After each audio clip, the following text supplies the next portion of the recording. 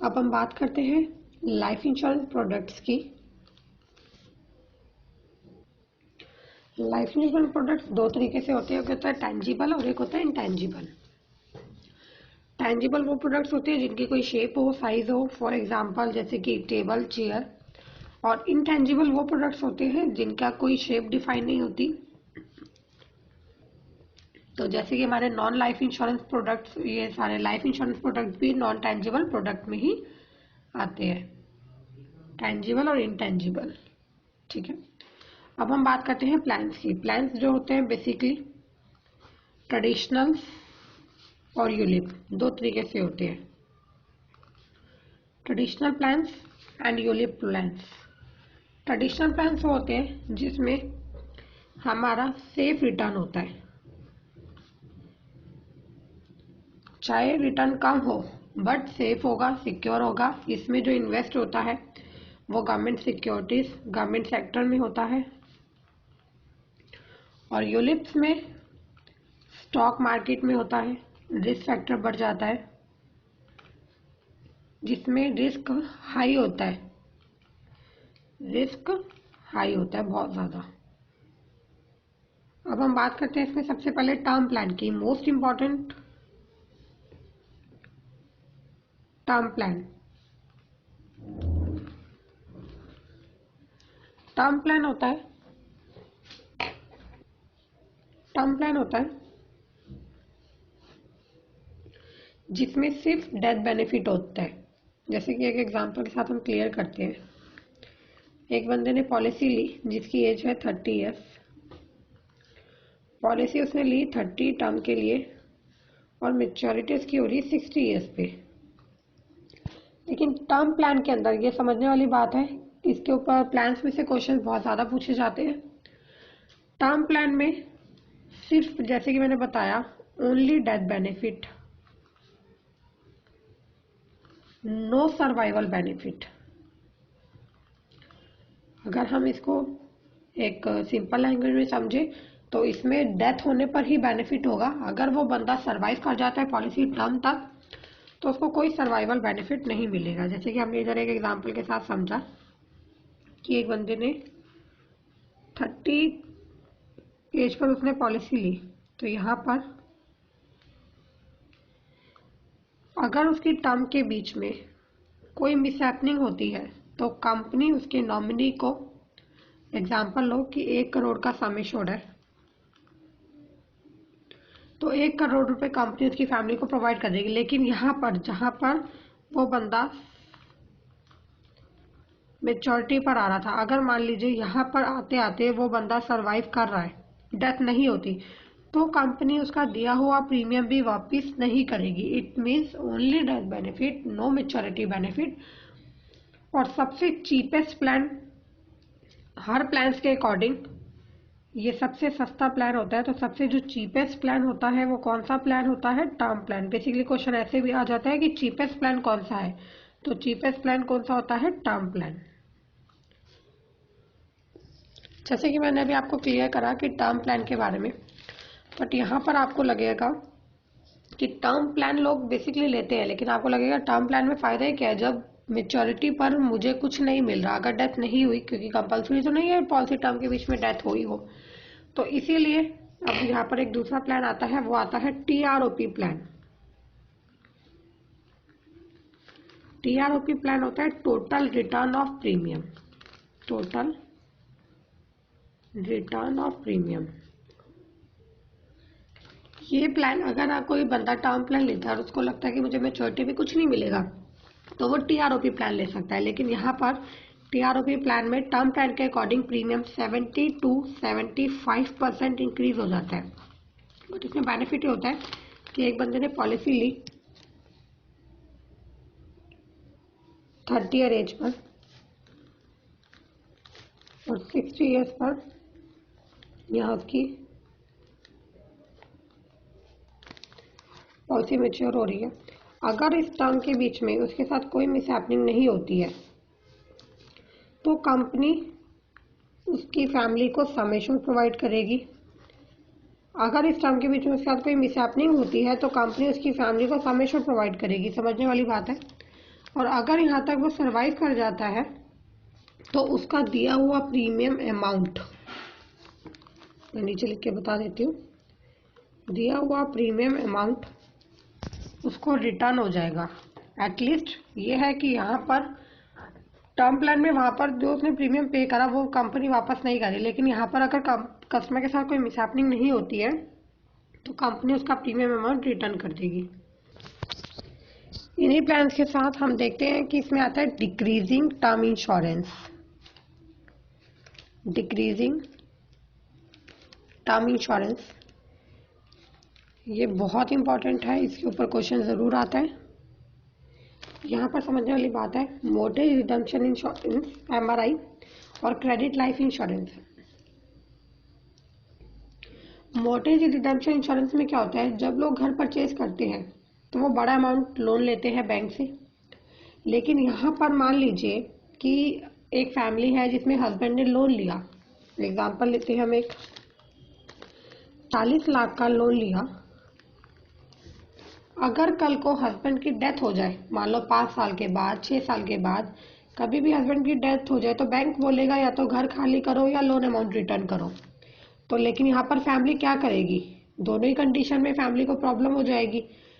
तो मोर्टेज redemption insurance में company क्या करती है, जब बंदा लोन लेता है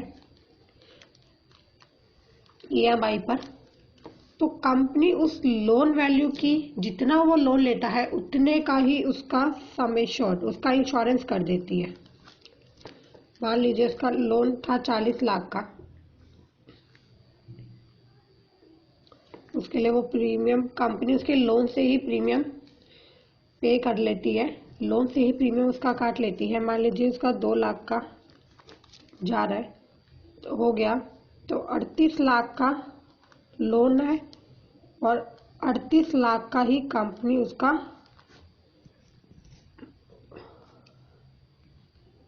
सम एश्योर्ड।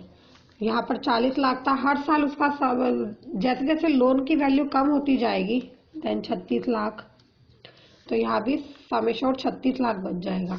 यहाँ 34 लाख, फिर 34 लाख, मतलब जैसे जैसे लोन की वैल्यू कम होती जाएगी उसका सम एश्योर्ड भी कम होता जाएगा। यहाँ पर देखने वाली बात यह है कि मान लो 5 साल बाद उसका लोन था बचा 30 लाख का और सम एश्योर्ड भी है 30 लाख का।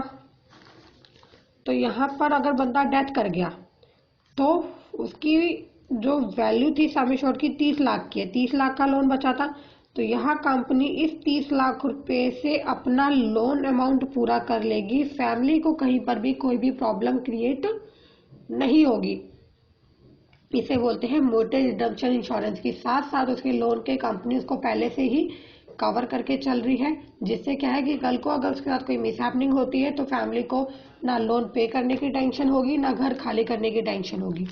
बट क्रेडिट लाइफ इंश्योरेंस में ऐसा नहीं होता। क्रेडिट लाइफ इंश्योरेंस में कंपनी कोई क्रेडिट नहीं देती, कोई भी उसका लोन या कुछ भी ऐसा नहीं करती। इसमें होता है कि डेथ अगर बंदे की हो जाती है तो उसकी फैमिली को पे लोन करना ही पड़ेगा, अब वो कैसे भी करे।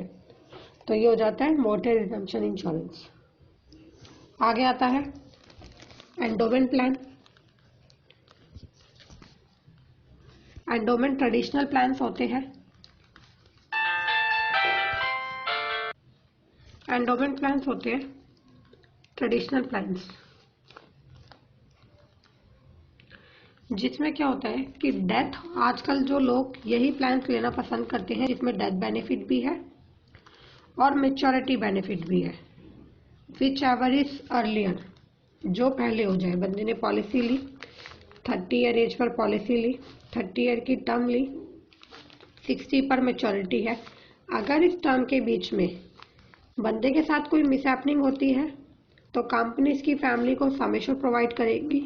और अगर यहाँ पर 60 ईयर्स पर बंदे के साथ कोई मिसहैपनिंग नहीं होती, वो सर्वाइव कर रहा है, तो इसे मैच्योरिटी बेनिफिट प्रोवाइड हो जाएगा। इट मीन्स जो प्रीमियम इन्होंने पे किया था वो प्रीमियम एक अमाउंट के साथ बढ़कर मिल जाएगा। तो एंडोमेंट प्लान्स में डेथ बेनिफिट और मैच्योरिटी बेनिफिट दोनों ही होता है, इसलिए ज़्यादातर लोग ऐसे प्लान्स लेना पसंद करते हैं। But according to need question जैसे मैंने बताया था टर्म प्लान पे बहुत आते हैं कि बंदे की यंग एज है, इनकम कम है, किस तरीके के प्लान लेना पसंद करेगा। तो फर्स्ट ऑफ ऑल अपने आप को प्रोटेक्शन के लिए वो टर्म प्लान लेगा क्योंकि सबसे चीपेस्ट प्लान है। आगे आता है होल लाइफ प्लान।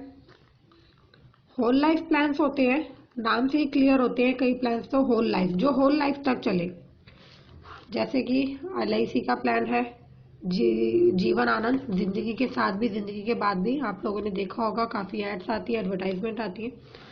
इसमें यह रहता है कि बंदे ने 30 ईयर टर्म पे पॉलिसी ली, 30 ईयर एज पर 30 ईयर्स की टर्म ली, 60 ईयर। अगर यहाँ पर वो बंदा अपनी मेच्योरिटी ले लेता है तो उसकी मेच्योरिटी के बाद भी कंपनी विदाउट कुछ प्रीमियम चार्ज करे उसके लाइफ का इंश्योरेंस उसकी तब तक चलाएगी जब तक वो सरवाइव करेगा। जैसे ही डेथ हो जाती है तो वहां पर उसकी फैमिली को एक सम एश्योर्ड मिल जाएगा। तो ये होते हैं होल लाइफ प्लान, जिसमें कंपनी होल लाइफ उसकी रिस्क कवर को लेकर चलती है। आगे आता है money back plan. Money back plan नाम से ही क्लियर है, कुछ कंपनी सर्वाइवल बेनिफिट देती है। जैसे किसी ने पॉलिसी टर्म ली 20 ईयर्स की, तो हर 5 ईयर के इंटरवल के बाद कंपनी उसको मनी बैक देगी। यहाँ पर मान लीजिए 20% ऑफ सम एश्योर्ड का मनी बैक आ रहा है, फिर 10वें साल पे 20% ऑफ सम एश्योर्ड का मनी बैक आ रहा है, फिर 15वें साल पे 20% ऑफ सम एश्योर्ड का मनी बैक आ रहा है, और 20 ईयर पे 40% ऑफ सम एश्योर्ड प्लस में बोनस एंड FAB जो भी फाइनल डिसीजन बोनस होता है। तो यहाँ पर कंपनी हर इंटरवल्स में आप देख रहे हैं 5 इंटरवल्स में उसको कुछ जीते जी सर्वाइवल बेनिफिट दे रही है। बट यहाँ पर एक बात समझने वाली है कि 15 साल के बाद अगर बंदे के साथ कोई भी मिसहैपनिंग हो जाती है तो वो देखा जाए तो वो 60% ऑफ सम एश्योर्ड का ले चुका है, लेकिन यहाँ पर कंपनी क्या करेगी, उसे 100% ऑफ सम एश्योर्ड प्रोवाइड करेगी। तो क्वेश्चन इसी के ऊपर आता है कि मनी बैक में अगर कोई बंदा इंटरवल्स में ले चुका है तो एंड में उसे क्या मिलता है, रेस्ट ऑफ अमाउंट मिलता है जो बच जाता है सम एश्योर्ड से। और अगर मान लीजिए कि वो एक पॉलिसी टर्म के अंदर अपने कुछ इंटरवल्स ले चुका है 60% या 40%, और वहां उसकी डेथ हो जाए तो वहां उसे क्या मिलेगा, तो उसे फुल सम एश्योर्ड प्रोवाइड कर दिया जाएगा। आगे आता है यूलिप प्लान्स। यूलिप प्लान्स होते हैं unit link insurance plan.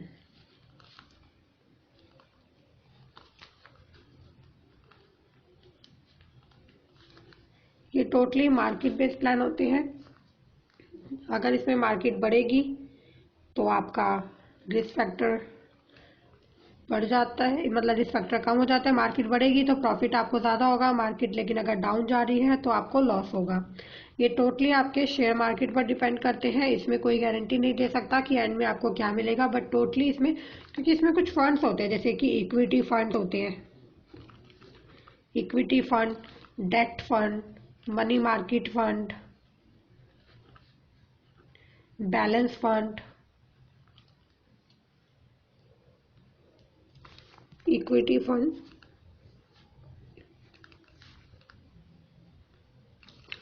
Date fund, money market fund और बैलेंस फंड। इक्विटी फंड में टोटली आपका मार्केट में जाता है, डेट फंड में गवर्नमेंट सिक्योरिटीज में जाता है जैसे PF हो गया, आपका FD हो गया या कुछ भी गवर्नमेंट में। मनी मार्केट में आपका मार्केट से होता है बट इसमें प्रॉपर थोड़ा रिस्क का रेशियो कम होता है, और बैलेंस फंड में 50% रिस्क होता है, 50% आपका सिक्योर होता है। यूलिप प्लान्स में एक बार ब्रीफ कर देती हूँ। यूलिप प्लान्स में बेसिकली फंड वैल्यू पर ही डिपेंड करता है, जैसे कि मैंने बताया था मार्केट की फंड वैल्यू क्या रहती है उसके अकॉर्डिंग। और जब बंदा इंश्योरेंस अपना कराता है तो मेच्योरिटी पर उसको जो भी फंड वैल्यू है वो पे हो जाती है। लेकिन अगर इन केस ऑफ डेथ, अगर बंदे के साथ कोई भी डेथ हो जाती है तो वहाँ कंपनी देखती है कि उसकी फंड वैल्यू ज़्यादा है या उसका sum assured, whichever is higher, जो भी ज़्यादा होगा वो उसको प्रोवाइड कर दिया जाएगा। यूलिप पॉलिसीज में आपको 5 ईयर प्रीमियम पे करना कंपलसरी होता है, लॉक इन पीरियड 5 ईयर्स का होता है।